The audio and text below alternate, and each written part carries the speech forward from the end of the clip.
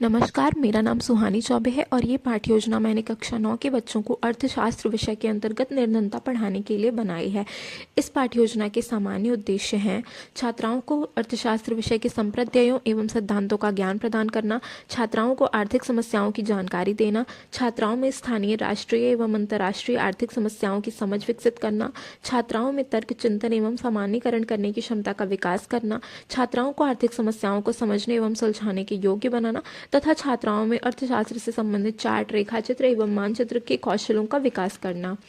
इस पाठ्य योजना के विशिष्ट उद्देश्य कुछ इस प्रकार है।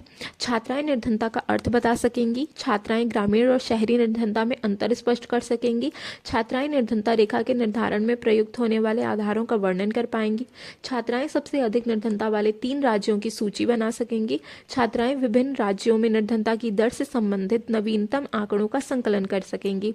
छात्राओं का पूर्व ज्ञान है कि वे निर्धनता की समस्या के बारे में सामान्य जानकारी रखती हैं। सहायक सामग्री के रूप में मैंने चार्ट पेपर पर भारत के राज्यों में निर्धनता प्रतिशत से संबंधित दंड आरेख तथा अन्य शिक्षण सामग्री का प्रयोग किया है। इस पाठ्य योजना की प्रस्तावना में कुछ प्रश्न रखे गए हैं जिनका छात्राएं उत्तर देती हैं।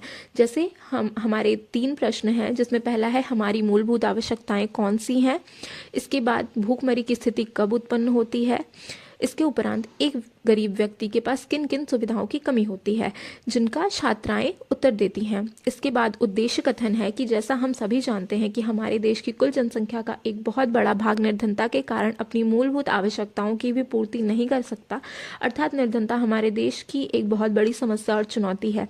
आज हम एक चुनौती के रूप में निर्धनता के बारे में चर्चा करेंगे। प्रस्तुतिकरण में हमारा पहला शिक्षण बिंदु निर्धनता का अर्थ है, जिसके लिए छात्राध्यापिका छात्राओं से प्रश्न करती हैं कि एक भिखारी अच्छे वस्त्र क्यों नहीं पहनता। छात्राएं उत्तर देती हैं।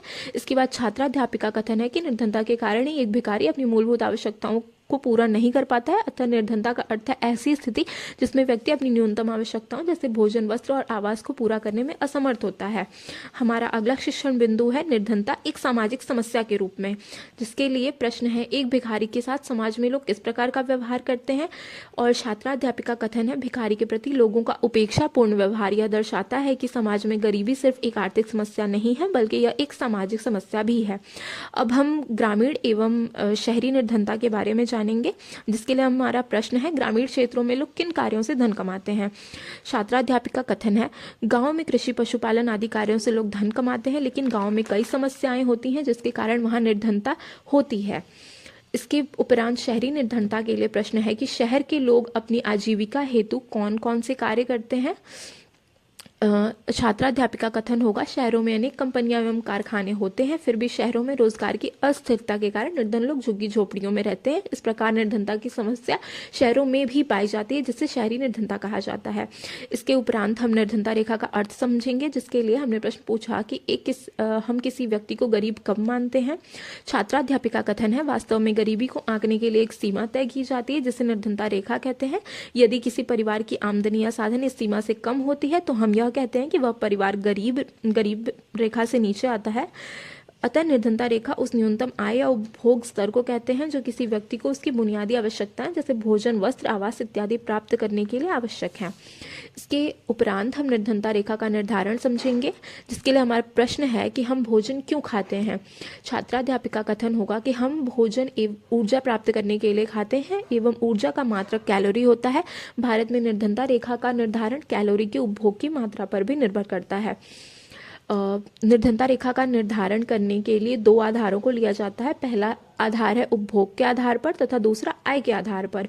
उपभोग के आधार पर यह माना जाता है कि शारीरिक कार्य करने के कारण ग्रामीण क्षेत्रों में प्रतिदिन 2400 कैलोरी उपभोग करने वाला व्यक्ति गरीबी रेखा से ऊपर माना जाता है, तथा इसी प्रकार शहरी क्षेत्रों में यह निर्धारित मात्रा 2100 कैलोरी ही होती है, क्योंकि शहरों में शारीरिक श्रम कम किया जाता है, इसलिए ऊर्जा की खपत कम होती है। इसके उपरांत आय के आधार पर अधिक आय होने के कारण अमीर व्यक्ति विलासितापूर्ण जीवन जीता है, जबकि गरीब व्यक्ति अपनी बुनियादी आवश्यकताओं को भी पूरा करने में सक्षम नहीं हो पाता है। अतः आय निर्धनता निर्धारण में दूसरा आवश्यक तत्व है। ग्रामीण क्षेत्र में रहने वाले व्यक्ति की मासिक आय 1632 रुपये एवं शहरी क्षेत्र में रहने वाले व्यक्ति की मासिक आय 1944 रुपये होने पर वे निर्धनता रेखा से ऊपर माने जाते हैं। इसके पश्चात हम निर्धनता अनुपात को समझेंगे, जिसके लिए प्रश्न किया जाता है कि गणित में अनुपात का प्रयोग किस लिए किया जाता है। छात्राध्यापिका कथन: जिस प्रकार गणित में अनुपात का प्रयोग दो या अधिक संख्याओं एवं मात्राओं की तुलना करने और उनके मध्य संबंध स्थापित करने हेतु किया जाता है, उसी प्रकार अर्थशास्त्र में विभिन्न क्षेत्रों में निर्धनता की दर मापने हेतु निर्धनता अनुपात का प्रयोग किया जाता है। अर्थात निर्धनता अनुपात से तात्पर्य है किसी क्षेत्र की कुल जनसंख्या में उस हिस्से का प्रतिशत जो गरीबी रेखा से नीचे है। निर्धनता अनुपात का सूत्र होता है गरीबी रेखा से नीचे रहने वाले व्यक्तियों की संख्या गुणे 100 बटे कुल जनसंख्या।